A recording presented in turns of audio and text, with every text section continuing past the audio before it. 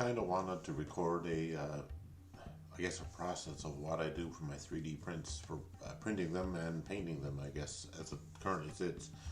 Don't know if there's a real need for this, but I just kind of wanted it for my own benefit down the road, and I can look back on it in a year or whatever and see what I used to do and what I've changed since then.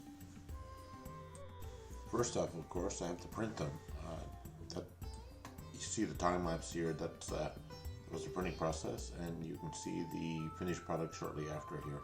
Next, what I tend to do is just spray a coat of a matte sealant on the models, not necessarily needed, but I just want to fill in any potential bad layering or anything that might be really just to kind of smooth out the models a little bit before I paint them. Next, what I do is I prime the models. Sometimes I'll use a can of spray paint, a spray primer if the model is large. But with these small ones, I do like to use the little airbrush I got. I'm new to this airbrushing thing, so it's kind of interesting for me, but it's also a little bit touchy to figure out exactly the thickness of paint to use. I often ended up using too thick, and that's kind of what happened here. It was a little too thick and a little bit too hard to get on, but when you get it just right, it sprays on really nicely.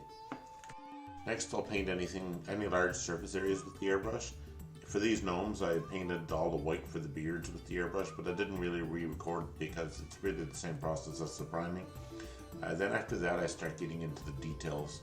And in this video, you can see where I did the nose and feet. I tried to do the areas a little bit separated so that I'm not touching each other as I go. The paint dries fairly quickly, so you can really keep going back and forth pretty quickly with these. More of the same here where I'm painting the hats.